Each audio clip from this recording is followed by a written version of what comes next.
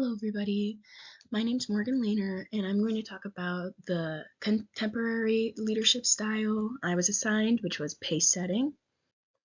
And I'm going to go over a couple definitions I found from some of the articles I read, and then the next slide I'll give my own definition of the leadership style.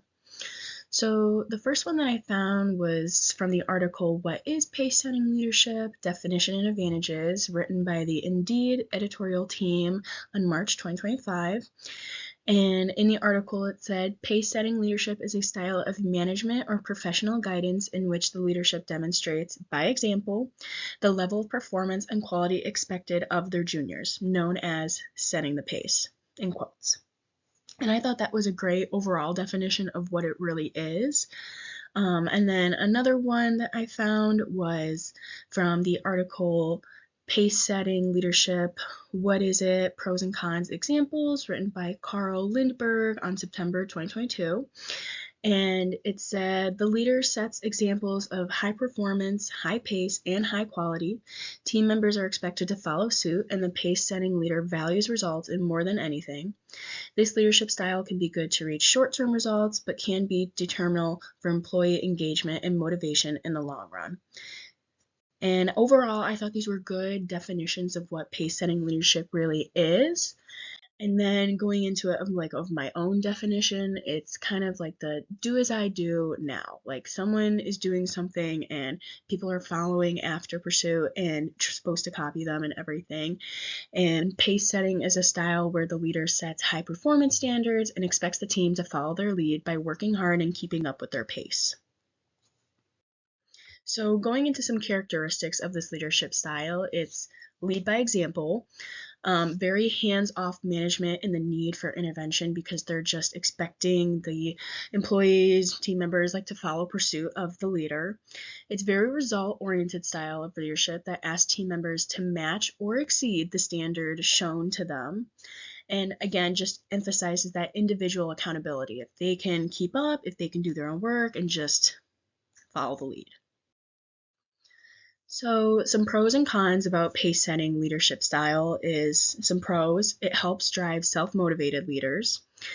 Fast results, quick realization of short-term goals, leveraging the strengths, the issues are quickly addressed, well-defined expectations, leaders set the pace, the team can better understand what they are expected of them.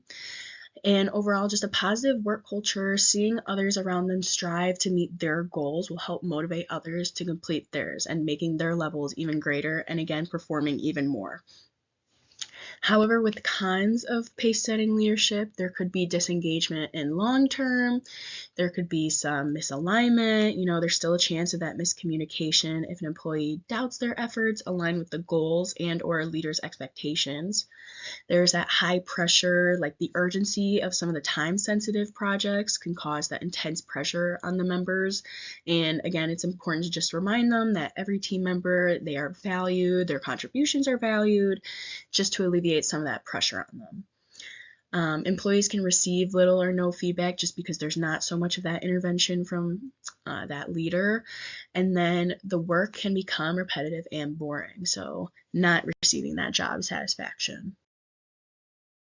So some of the real-world examples I found of this leadership style, one of the most interesting ones I found was James Cameron, the filmmaker of Titanic. This was from the article, 5 real-life examples of the effectiveness of pace-setting leadership, written by Sanmit Sherji on May 2025. And everybody knows the movie Titanic, very popular, very, very cool.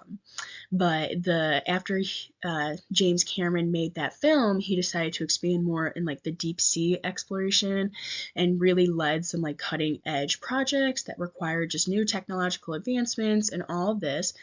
And he wanted his team to follow pursuit after him and trying to create that culture of respect and innovation for these projects. And so he really was able to just lead by example just about that technology projects and continue to keep making those films. Another just real world example is just a military organization. they serve a higher organizational purpose, like a government, certain bases, and the military style, the soldiers, they are led by their general or sergeant, and they it's literally lead by example kind of thing, and what they're expected of them, they complete. There's no really intervention, and they just continue pursuit, completing their goals. And then a personal example of pace setting leadership, um, on my high school softball team, I was a senior captain, and this was spring 2022. And I was a captain because I was pushing myself at practice. I showed that dedication, high training, and I was expecting my teammates to do the same because our goal that year was to go to state. And we ended up achieving our goal and actually becoming Class 4A state champs that year. And everybody put in the work and training, and it really showed off. But being on a sports team and being a captain is a great lead by example, and really shows that pace setting leadership style. And then just some other information. I found in one of the articles, Daniel Goleman is a world-renowned psychologist who is best known for developing the concept of emotional intelligence. And he was actually able to find a connection between emotions and leadership. And through that connection, he was able to find pace-setting leadership emphasizes self-regulation, and the more style a leader exhibits, the better. Because everyone's different, everybody learns different and leads different ways, and this overall just shows how important it is to connect the emotions and leadership. Again, thank you for watching this presentation, and here are my citations. Thank you.